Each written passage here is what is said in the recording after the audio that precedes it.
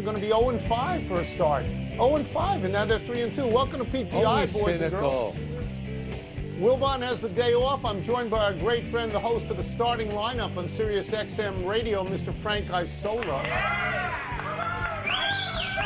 And we begin today with last night's late NFL game in the mist in Washington, where the Chicago Bears got a small measure of revenge for last year's Hail Mary game by beating the Commanders on a last-second field goal, 25-24. That field goal was made possible by a fumbled exchange between the Washington quarterback and running back that was recovered by the Bears on their own 44 and advanced down the field in the last minutes. Frank, what does this say about each team? Well, I look at the game and I'm thinking, this is the kind of game that the Bears lost last year, and this is the kind of game that the Commanders would have won. Why do I know that? Because that's exactly what happened. And remember, you mentioned the Hail Mary, the Hail Maryland play. You know, the Bears ended up losing 10 in a row after that. This comes on now they have a 3-game winning streak, and Tony, they didn't even play that well. No, they blew a double-digit lead.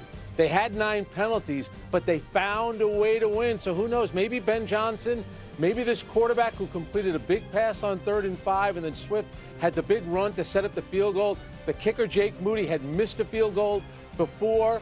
So these are the kind of games that kind of determine if just a good team could maybe be a playoff team. I think that's what we saw last night.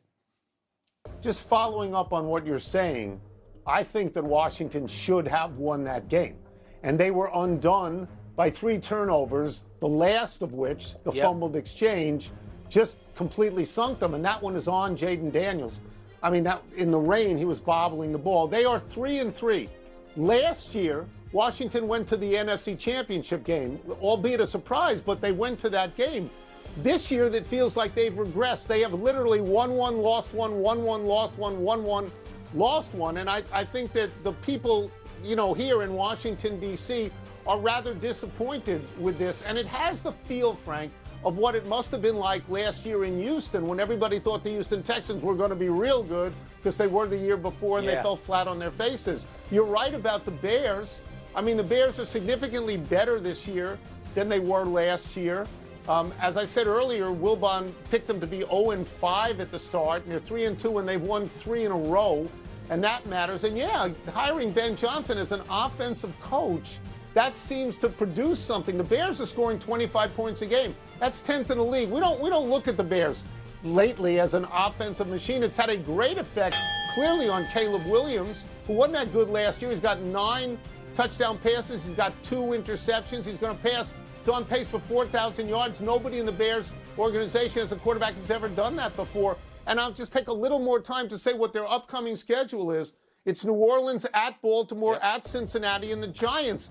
They should be able to at least win 3 out of those and be 6-3 and a playoff contender in a tough division. And let's remember, too, they lost a game where they gave up 52 points to Ben Johnson's old team, where he was the offensive coordinator in Detroit. And this is why I talk about that margin of error sometimes. Last year, Washington had 19 scoring drives in the fourth quarter. That was 4th best in the NFL. They also gave up 20, which was the 6th most in the NFL. So last year, they were kind of winning those close games. This year, when you lose them, that's sometimes the difference between getting into the playoffs and not. That's why that was a good sign last night for the Chicago Bears. All right, let's move to last night's early game, in which the Falcons surprisingly beat the Bills. Bijan Robinson went for 238 yards from scrimmage, including an 81-yard touchdown run. The Falcons' defense, meanwhile, picked off Josh Allen twice. Atlanta quarterback Michael Penix Jr. said post-game that the win shows his 3-2 team is, quote, really good. This team is really legit. Tony, do you agree? No, and not as I'm sitting here right now, not yet halfway through the season. It's a not yet situation. I mean, look, their wins are good. It's Buffalo, Washington, and Minnesota. Those are nice wins. But they lost the division game to Carolina, a bad team. They lost the division game to Tampa Bay. So they're 0-2 in their division. So what is the path to really legit when you're 0-2 in that division? Bijan Robinson is a great back. He's a great back. And Penix has had a fine year so far in what is essentially his rookie year. Yes. But my skepticism, Frank, is based on last year when they were a bad team, when I believe they they ultimately benched Kirk Cousins, but they were in the middle of a run where they lost 6 of their last 8 games. They haven't been in the playoffs or had a winning record since, I think, 2017, right around there. So I'm going to hold back a little bit on really legit. I'm going to hold back. Yeah, that's a great stat that you gave. 2017, haven't had a winning record, haven't made the playoffs. But the one difference maybe with this team right now, and I know it's still early in the season, they've only allowed an average of 253 yards per game their defense has. That is best in the league. That's how you win in the NFL. You don't need the great quarterback, and who knows, maybe this kid has a chance to be pretty good, but they're doing it on defense. Yesterday they blitzed Josh Allen on 71% of his dropbacks. They cause a lot of pressure. And the one thing I kind of took away from that game, I'm not necessarily buying Buffalo yet. Like you look at the AFC, and for some reason, Kansas City, we keep waiting for them to fall off, and you keep waiting for Buffalo to do something. But look at the wins that they've had, Tony. They've beaten the Ravens, the Jets, the Dolphins, and the Saints. Those teams are combined 3-21, and we all love Josh Allen, but he hasn't looked like John Elway just yet, right? Right. I'm just going to make one point here. That something's wrong in Buffalo the way something is wrong in Philadelphia. Yeah. I don't know what it is. But Yes. Buffalo, I think, is emblematic of a capsizing in the AFC. Baltimore, Buffalo, Kansas City have been at the top, the cream of the crop, for 5 or 6 years now. They are now a combined 8-10, while Indianapolis is 5-1. And Jacksonville and Denver and the Chargers, there's movement in that conference. Let's move to baseball. The Mariners hit 3 home runs last night and we pulverized Toronto 10-3. They go back to Seattle with a 2-0 lead and 3 games at home if they need 3. Dodgers got a great start from Blake Snell, giving up only 1 hit through 8 full innings. Beat the Brewers 3-2. The Dodgers are now 6-1 in these playoffs. Frank, where do you want to start? All right, real quick on the job. I'm going to let you dive into Blake Snell, who, by the way, I'm still wondering why Tampa took him out of that World Series game when you watch him pitch like you did last night. But this is what you love about baseball. How about the 8-6-2? I remember when I was a beat writer for 2 years. They said you're going to see things you've never seen before. Last night you watched the game, it's never happened before in the playoffs. An 8-6-2 double play. The Dodgers are the victims of it, and they still go on to win. You got to win a game like that if you're the Milwaukee Brewers, so that's tough. But I'm going to turn to the Mariners for a second because I think the Dodgers are still the best team. They always find a way. You think about where the Mariners were on Friday night. It felt like they won the game 4 times, but they could have lost it about 4 times. They sneak in by beating the Tigers. Polanco has the big hit in that game. He has one of their 3 home runs yesterday. There's something about this team. And now they go home, like you just mentioned before. They get those 2 wins, first time in franchise history in the World Series. So there's a little magic there with the Seattle team. I'm just going to go to the 8-6-2 briefly. I've watched baseball for 3,000 years.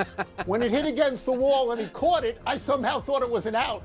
I have seen so many people juggle the ball off their own glove. I actually thought it was an out. All right, let me get to Blake Snell. Yeah. And I would forgive people if they don't remember that he's actually won the Cy Young twice. Once in Tampa Bay in 2018 and once in San Diego in 2023. Those are marginal franchises, never, not World Series winners, so maybe you could forget. In fact, Blake Snell has been in the bigs for 10 years, and he's only won 81 games in 10 years. He only started 11 games for the Dodgers this year. He didn't pitch at all between April 2nd and August 2nd. Didn't pitch, right? So you could be forgiven if you didn't even know he was on the Dodgers. He goes out last night. He goes 8 innings, 8 full. He gives up 1 single, and he picks that guy off. And what that means, Frank, is that he faces the minimum amount of batters possible in 8 innings. And the last guy who did that in a postseason game, it's Don Larson. Hello. Yep. Hello, Don Larson. Pretty good comparison. Let's take a break. Coming up, we asked Jeff Saturday what he saw on Baker Mayfield's big scramble. And we'll also ask him for his advice for the 0-6 Jets. Oh, boy. Yeah. Blake Snell, last 14 innings in the playoffs, 2 hits. Goodbye, Twisted Tea Hard Iced Tea. Part of Happy Hour.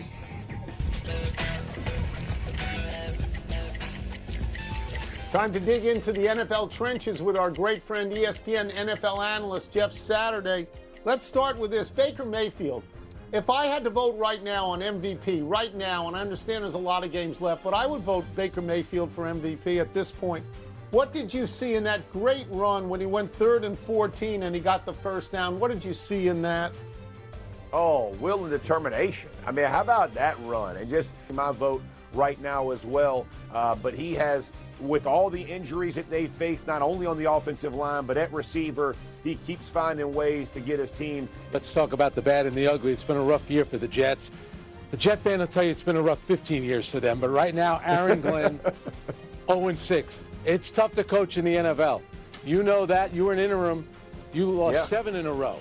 How do you kind of navigate those struggles? How do you do it? Yeah, I think a large part of it is talking about, for him, it's a little bit different than me being an interim versus him, is talking about the future of, hey, here are the foundational stones that we're going to build this organization on. And understand, I was in Detroit when we were 3-13-1 or whatever their record was, or where they were 0-9, I think, or something like that when Dan, like, I've been through tough storms and tough days. Like, I know what it feels like to have to drudge through, but we're trying to lay the foundational bricks for this organization. It's not going to be pretty. There's going to be some setbacks, but man, trust me, the long-term vision of this is the way we need to head. And I think that part of him needs to be vocal to his team. I don't care about what he says to the rest of us, but that needs to be the emphasis in the locker room. And I'll say this as well.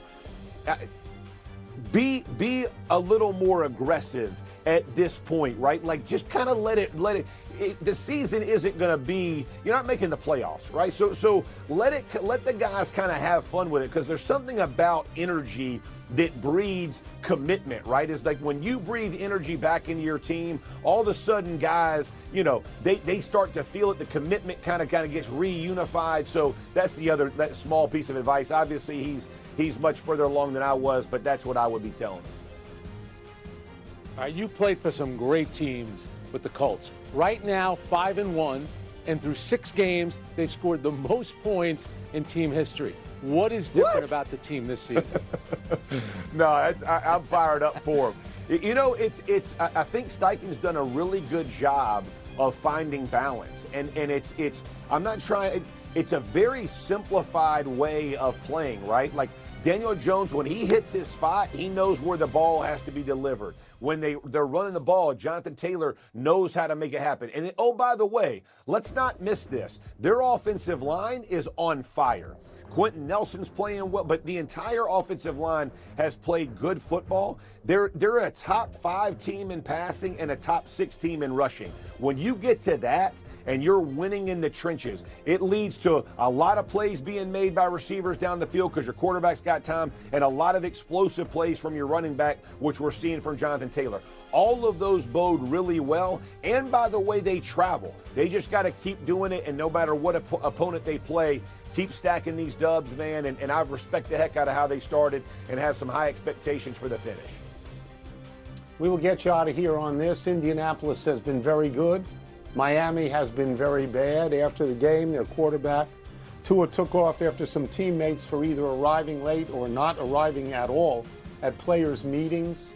I think this is a big deal, internally anyway. How do you think that plays in their locker room, Jeff? Yeah, so my wife, Karen, she has these things for our family called tone, tact, and timing, right? You got to have the 3 T's in place. And I think Tua missed it a bit, right? The timing on this was not the right time, right? So take that into your locker room, have those conversations with the guys, whoever it is in particular, or if you want to have a team meeting, address it that way. You don't address it after a loss. There was a devastating loss at the end, right? And point guys out. Here's the thing. He hasn't played, right? He hasn't played great either, right? He's made mistakes. So we're all making mistakes. So let's make sure it's all we. And there's no that guy and this guy and that. And then I think McDaniels made it even worse, right? Like, he goes